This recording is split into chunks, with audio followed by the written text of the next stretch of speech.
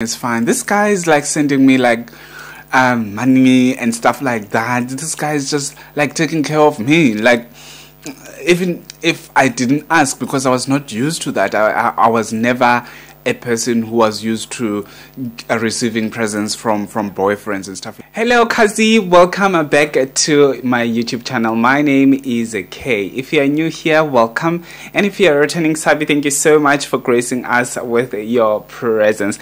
And on this video, I'm gonna be telling you on how I dated a married man. So this will be featuring my order that was incorrect. So I ordered 2 fat cakes and 10 runaways. That means, what you call them? What do you call them? I'm a runaway. What you call I'm a runaway?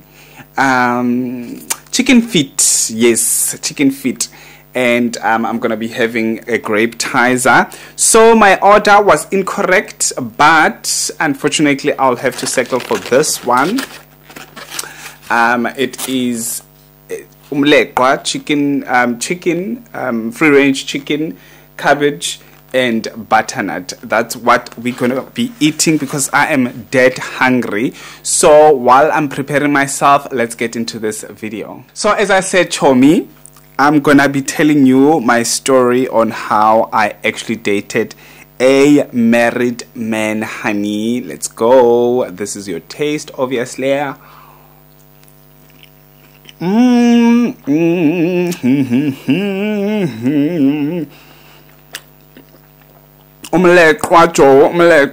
Where's the gravy? I'm gonna add the gravy. So Chomie, this is back in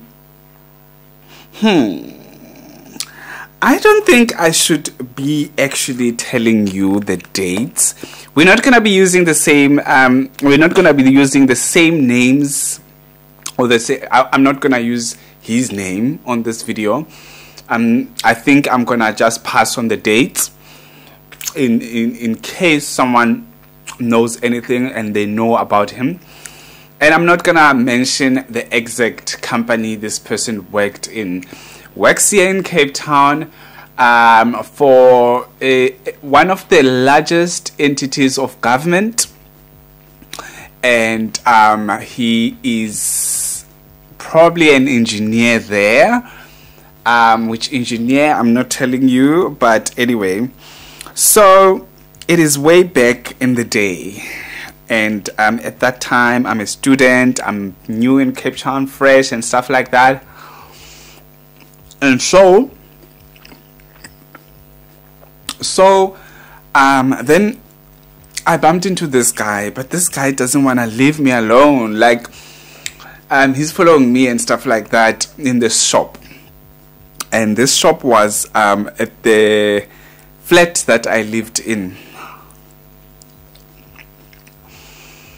And okay, cool shop. And this guy came to me in one of the aisles and said hi, and he made like a small talks and stuff like that. I mean, at that time I was very naive. I didn't take it to consideration that this guy is actually hitting on me and stuff like that. And then he wanted my cell phone number. Then I gave it to him. I gave him my cell phone number. I remember I still had a very old cell phone. Like, this cell phone was just giving me problems all day long.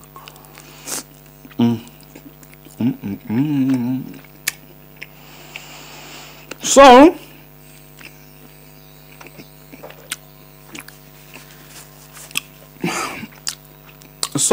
this guy, let's first open here.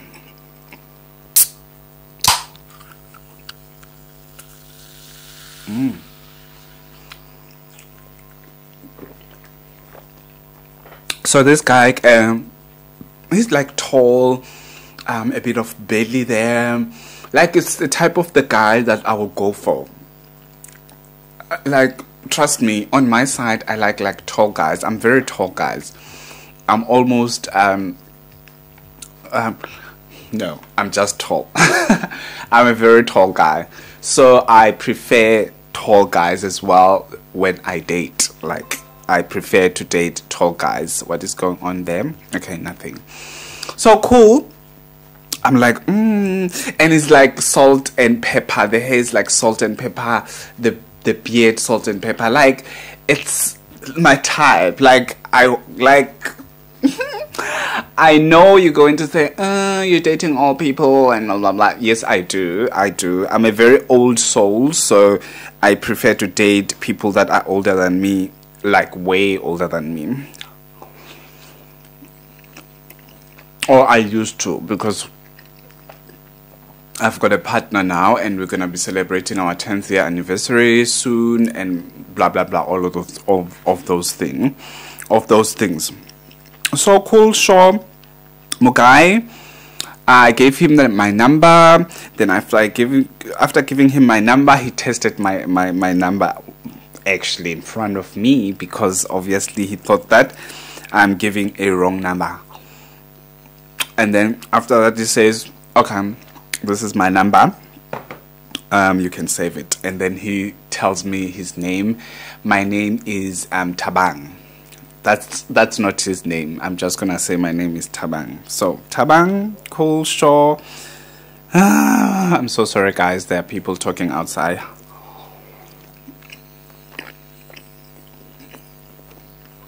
Okay, Tabang. I'll see you later. And that day he was wearing work clothes, and he was driving a work car. Okay, cool.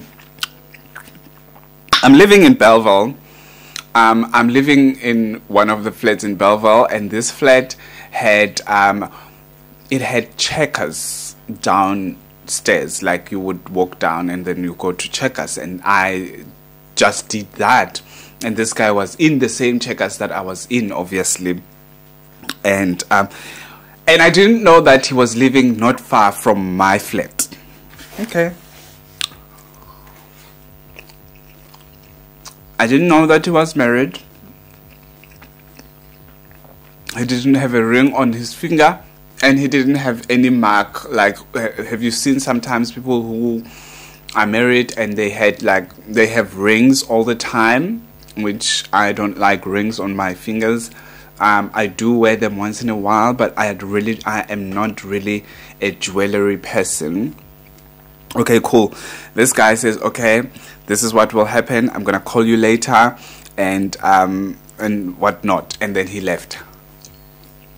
And then I think 30 minutes later, I was home.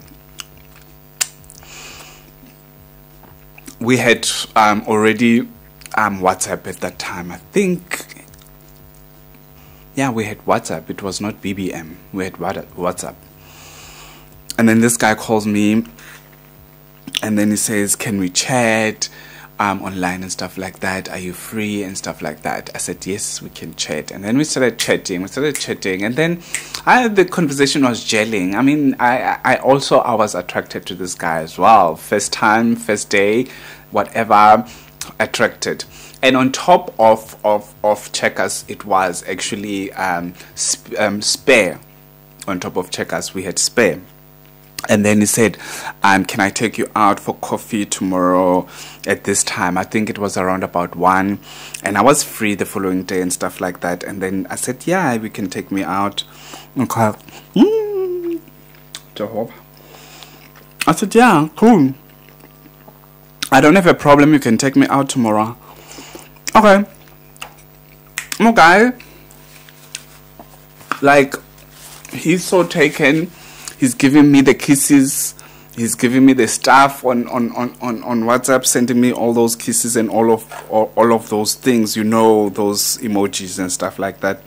No, I don't have a problem. Like, I'm flirting Burke and stuff like that. The following day, he confirms that we're gonna meet, and I said, okay, cool. And he said, we will have to make it like an hour or so, something like that, because I want to pick up my daughter from school.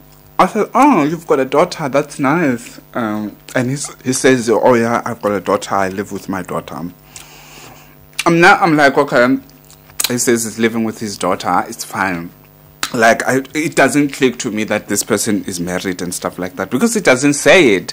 He just said he lives with his daughter, and I didn't want to I didn't want to impose in this business, because obviously this thing, we are not lovers, like we're just okay.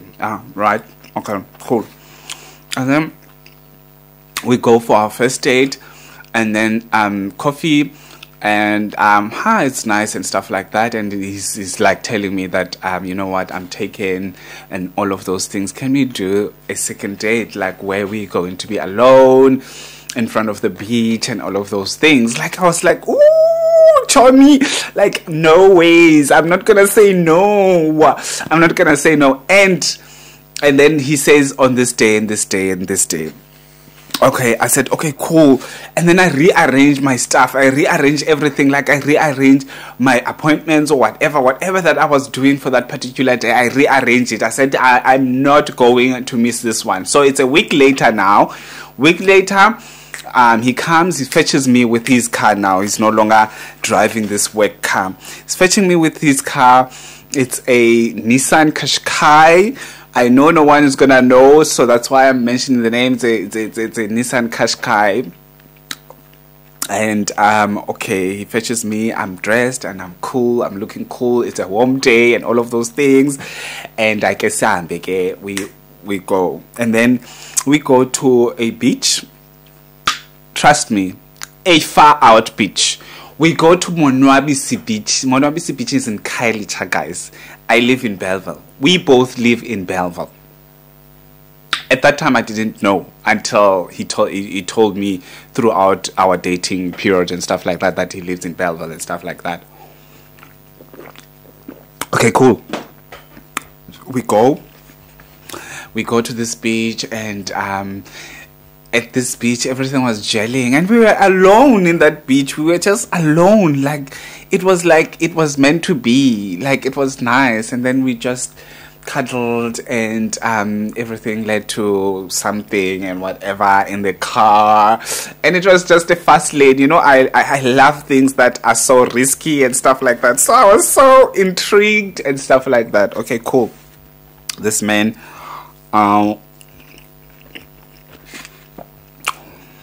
let's say this is the first married man that I dated, because I dated two, and the stories are different, and it's like a whole mess of a story.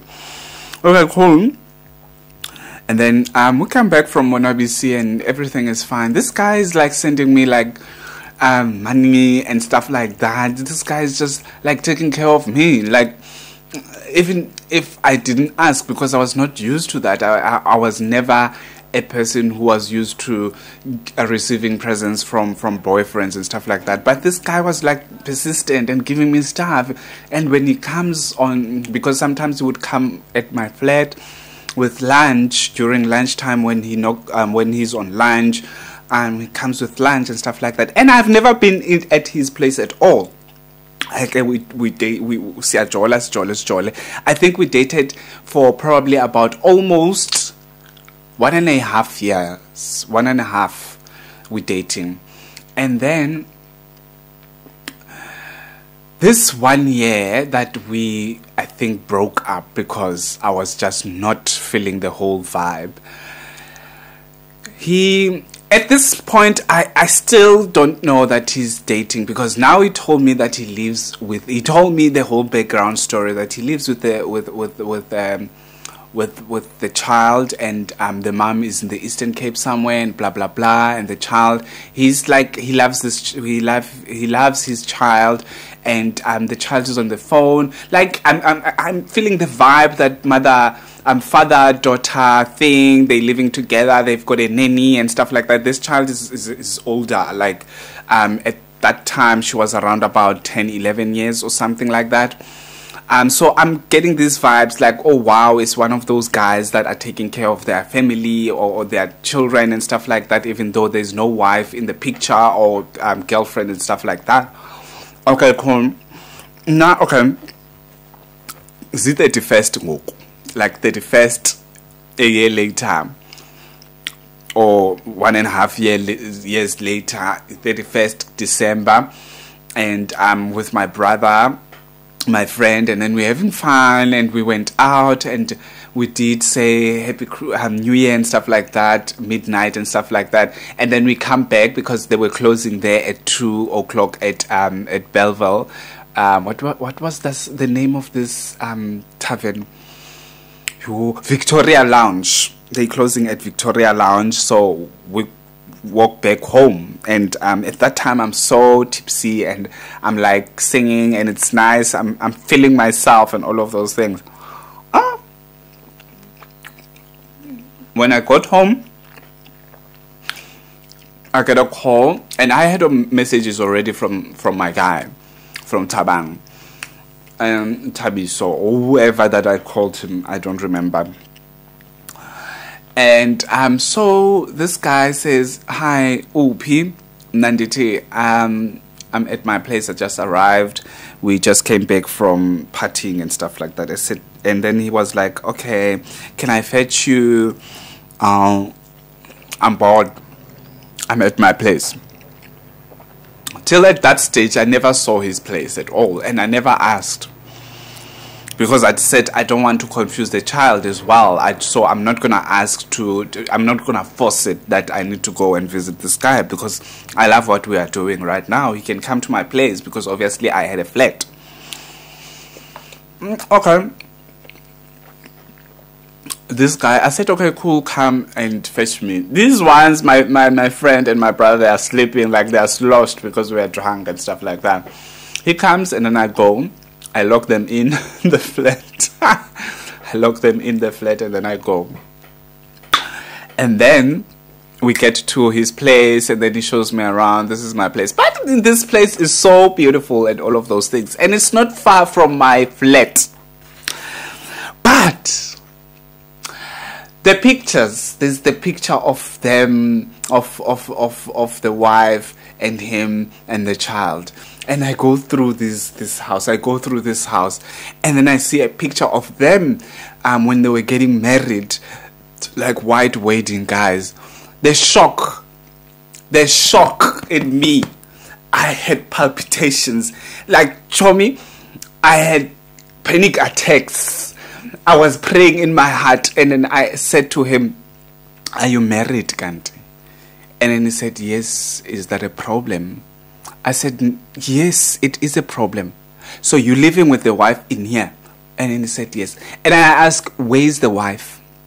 "Opi, where's the wife?" And then he was like, the wife is in the Eastern Cape for Christmas with my daughter.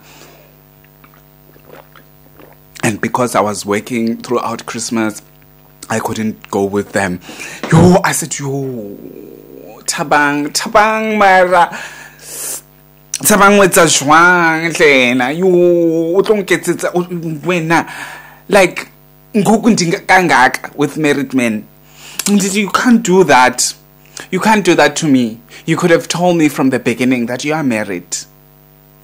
Because right now, I feel filthy. And all of those things. And I'm drunk. I'm like literally drunk. And then he was like, "You know what? We need to sleep so that we can talk about this tomorrow, please." And don't. Like, and stuff like that. And then we go to bed. And then we sleep.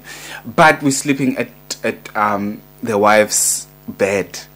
And I asked him, "Does your child have a bedroom? Because I don't feel comfortable.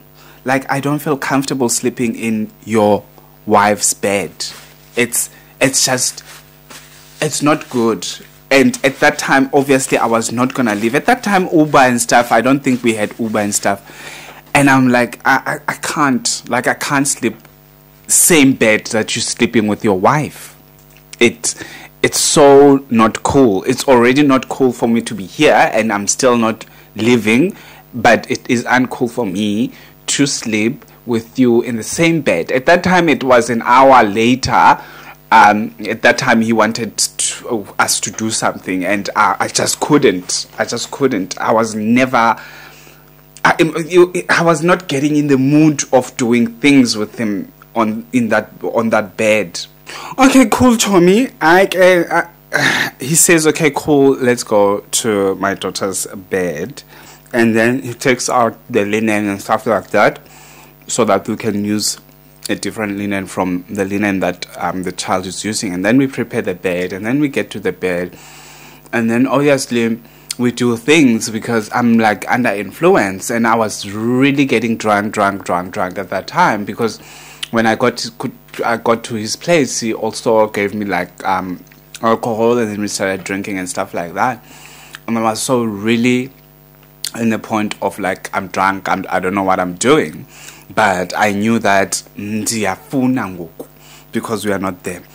And then the following day, like not the following day because it was already early in the morning, around about I think 6-7, I think my alcohol volume in my body is like lower. I'm looking up, like I'm asking myself, what did I just do? I felt so cheap. I felt so filthy. I felt so I like betrayed myself. I felt so betrayed as well on top of that. And it took time for me to forgive myself, because it was not my fault that he didn't tell me that he was married from the beginning. He was not truthful to me from the beginning. But it took me a while for me to get used to the fact that this person was married, and it is not part of my values to actually date married men. And I told myself way back when I had in mind that there's something that is happening like this one, where people are dating married men and stuff like that, for maybe gaining something out of them, especially at the university level, or a lot of things. I mean, they've got their reasons why they choose to date married men. I was exposed to such things when I was young and stuff like that. But anyway, fine, cool. And then I wake him up and say, you know what, can you take me home? Because I locked my friend and my brother in the house. So I would like to go back so that they're not panicking, because they cannot go out. And then he said, okay, cool, let's go. And he asked if I would like to take a shower. I said, no, I don't want to take a shower. I'll take a shower at my place. At that time, I'm like, I'm done. Like, he saw that I was not good at all. And then we go to my place. And then he drops me, he goes, and then I go home. I get to my place, my brother and my friend, they are already awake, and they are shouting that, why did you lock us, and blah, blah, blah. And I'm like, guys, please, I need to sleep.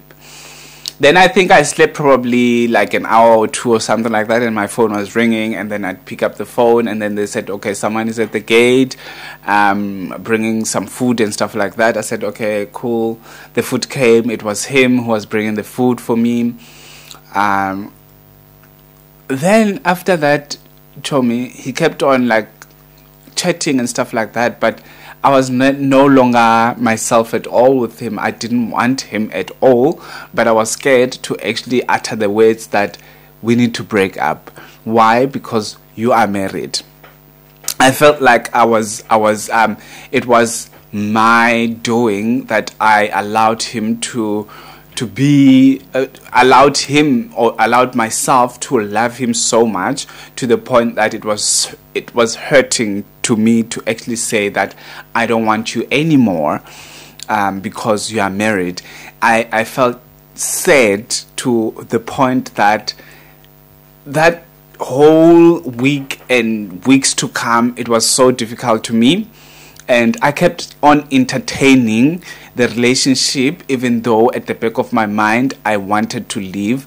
I think I was at the point of actually mourning the actual relationship. I was at the point that I was trying to gradually move away from this relationship. Until I was able to actually move away from this relationship, especially after I changed location, because I went and get another like flatlet in a secluded area or whatever. Like it was a standalone house with a flatlet, because I wanted a different place, a different scenery. Like I was tired of living in the middle of traffic, like Belleville and stuff like that.